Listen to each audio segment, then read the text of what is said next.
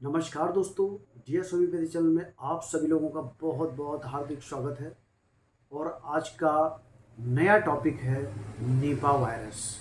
Nipah virus इस वर्तमान समय में सबसे बहुत ही ज्वलंत और इस समय सबसे इम्पोर्टेंट टॉपिक के बारे में आज हम ये डिस्कस करने जा रहे हैं।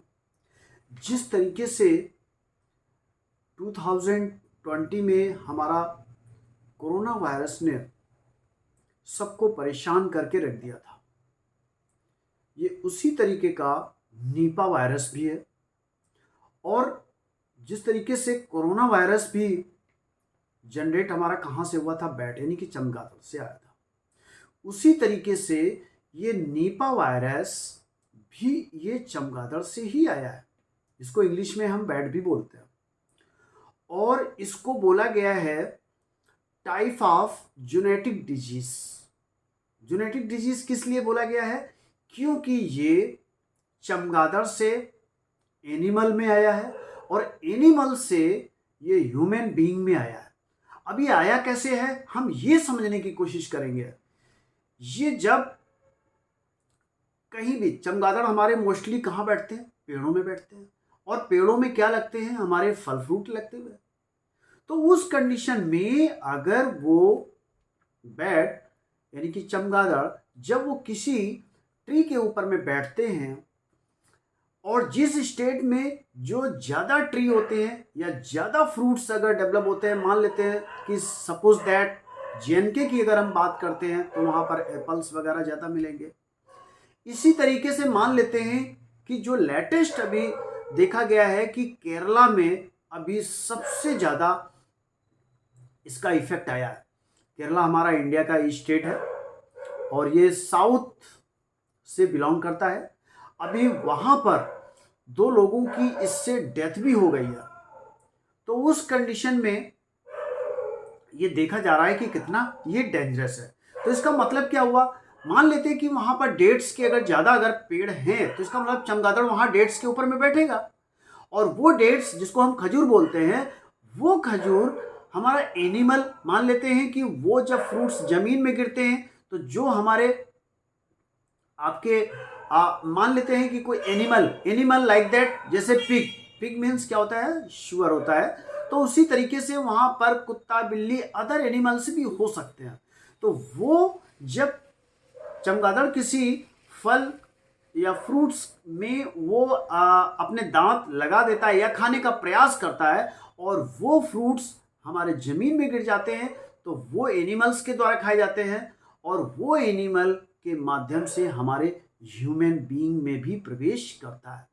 पहली बार निपा वायरस ये 1999 और 98 के बीच में मलेशिया और सिंगापुर में ये हमारे 2 कंट्री में आइडेंटिफाई किया गया था। वहां भी देखा गया था कि मलेशिया में वहां पर सबसे ज्यादा पेड़ के थ्रू फल फ्रूट के माध्यम से वो एनिमल्स के बीच में आया। उसमें बहुत सारे एनिमल भी इफेक्टेड हुए थे, like dog, cat and pig. तो उससे फिर हमारा किस में आया? ह्यूमन बीइंग में आया। तो ये तो आइडेंटिफाई हम ये कर सकते हैं कि ये वायरस कहाँ से आया, कौन सा कंट्री ज़्यादा इफेक्टेड हुआ था। आज वो 24 से 25 साल के बाद में ये फिर से हमारे इंडिया का जो साउथ से स्टेट बिलोंग करता है, दैट इज अ केरला। और ये अभी तक नेपा वायरस का कोई भी वैक्सीनेशन नहीं बना है। ठीक है, इंडिया में कोरोना वायरस का फिर भी वैक्सीनेशन का डेवलपमेंट कर लिया गया था। और ये कोरोना वायरस से ये 40 टू 70% ये डेंजरस है और इसका फिलहाल कोई वैक्सीनेशन भी नहीं बना है। तो इसलिए तो ये आई थिंक अब समझ में आ गया होगा कि नेपा वायरस कहाँ से आया, कैसे आया।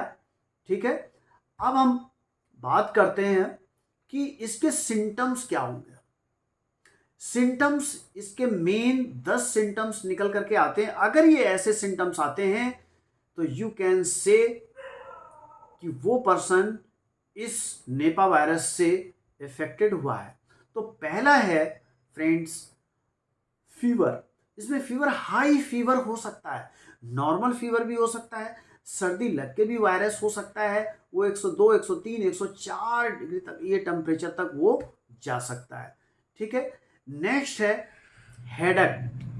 हेडेक, ये जब अर्ली सिम्टम्स में, ये जब हेडेक का जो ये प्रॉब्लम आता है, उस कंडीशन में हेडेक काफ़ी ज़्यादा हो सकता है और उसमें बहुत ज़्यादा इतना सीवियर पेन होता है। ठीक है।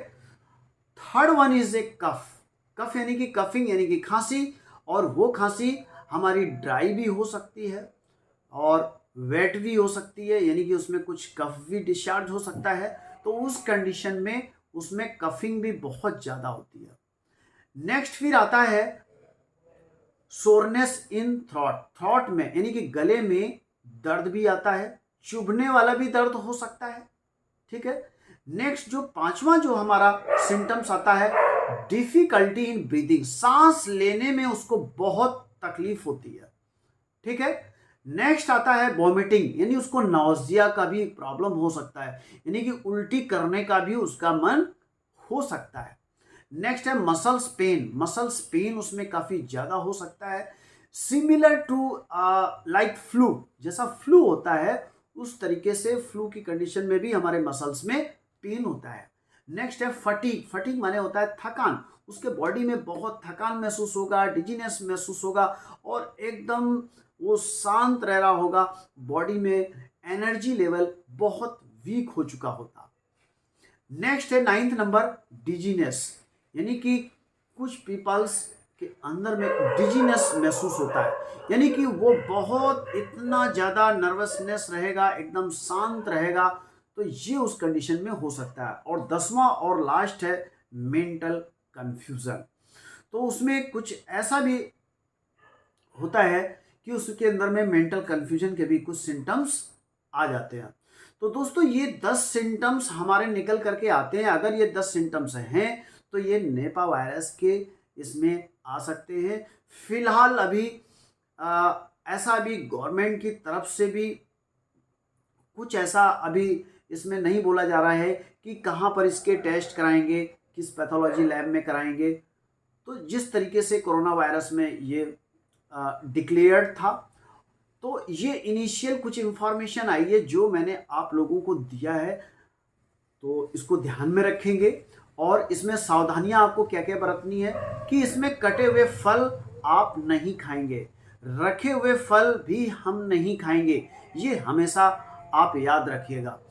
जो भी इस समय फल फ्रूट्स आते हैं उसको अच्छे से धुल के खाने हैं, और अगर उसमें कुछ कटे फटे अगर कोई दाग लगे होते हैं तो उनको प्लीज़ अवॉइड करिएगा।